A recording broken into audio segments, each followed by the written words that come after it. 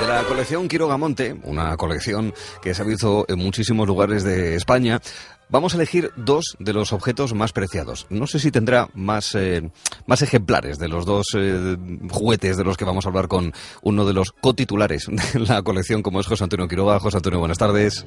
Hola, muy buenas tardes a todos. Porque hemos elegido, digamos, un juego de mesa, de magia, y también un coche. Y no sé si tienes varios modelos o si tienes varios ejemplares de cada uno de los juguetes, o en este caso tienes uno solamente de cada uno de los dos.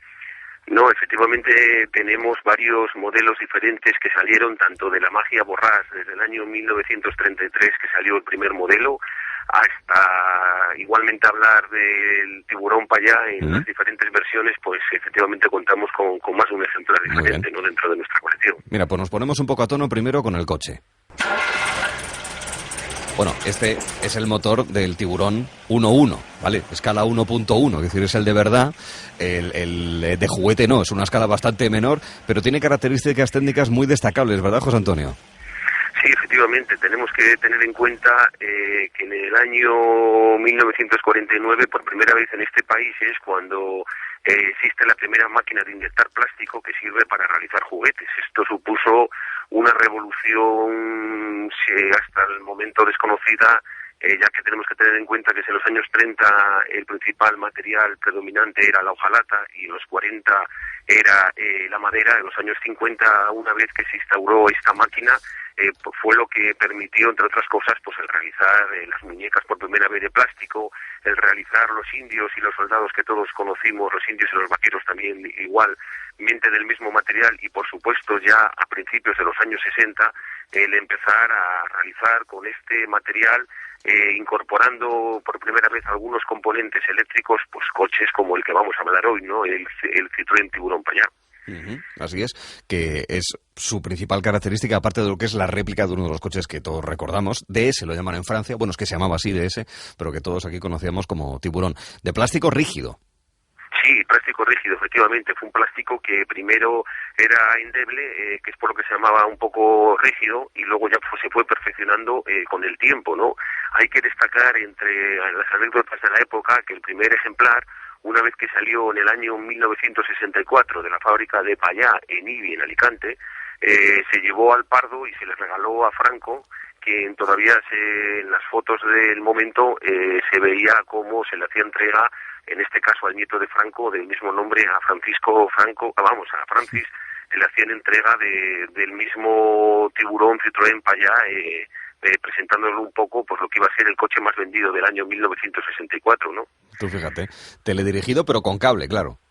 Sí, la versión más conocida efectivamente, era una conducción mediante un volante dirigible, los había eléctricos y luego había alguna otra versión un poco más rara, por decirlo de alguna manera, que no utilizaban las pilas, pero bueno, básicamente, como estamos diciendo, era a través de dos pilas eléctricas, ¿no? En este caso.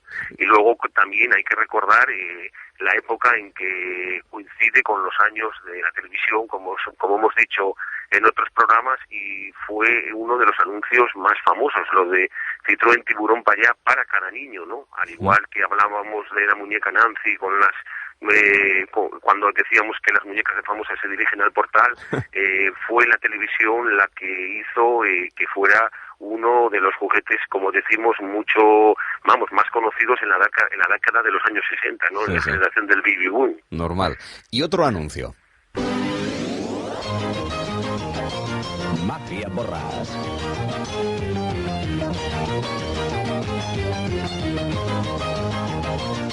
Mafia Borrás. Mafia Borrás. Y quédate con los amigos. Vale, entre el eslogan y sobre todo que lo dicen 3 o 4 veces, tenemos bien claro de qué estamos hablando, José Antonio. Sí, sin duda uno de los juegos de mesa por excelencia, el juego de Magia Borrás, ¿no? Incluso hace poco el Gran Tamarí, el mago, decía que cómo empezó a aficionarse por la magia con el primer juego de magia que tuvo en sus manos, ¿no?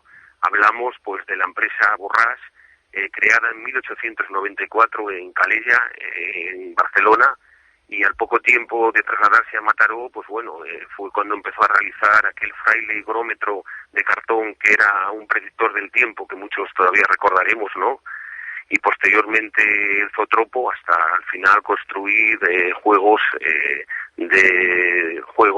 de construcción y sacar, entre otros juguetes, en el año 1934 por primera vez el juego de Magia Borràs, que hay que destacar que se sigue actualmente vendiendo. Se han cumplido el 75 aniversario hace 3 años todavía. Claro, es que hay que renovarse manteniendo una marca, porque además es que eso se nos queda grabado en la mente de los padres, de los abuelos, de Magia Borràs, y pasa con otros muchos juguetes. Lo que pasa es que, claro, te tienes que renovar. Por ejemplo, ¿qué diferencia puede haber entre un Magia Borràs de hoy en día a uno de los que guardaste una colección Quiroga Monte, José Antonio? Sí, pues mira, básicamente, vamos a ver, lo mismo que había los juegos de magia, contenían diferentes juegos como podían ser los 3 grados del rosario, palitos misteriosos o la bola sabia, o cartas que desaparecían, sigue siendo el mismo sistema, pero claro, hoy día, debido a todos los avances tecnológicos, incluso los hay que te los venden ya en un DVD, ¿no? Cuando, lógicamente, en aquellos años, pues vamos, era totalmente impensable. Claro. Hay que destacar también que uno de los primeros ilustradores de los estuches o de las cajas de construcción era Ramón Sabatés, que fue uno de los dibujantes de los inventos del profesor Fran de Copenhague, que se publicaba cuando la famosa revista en el TVO, ¿no? Entonces eran detalles que cuidaban al máximo, sin perder ningún... Sí.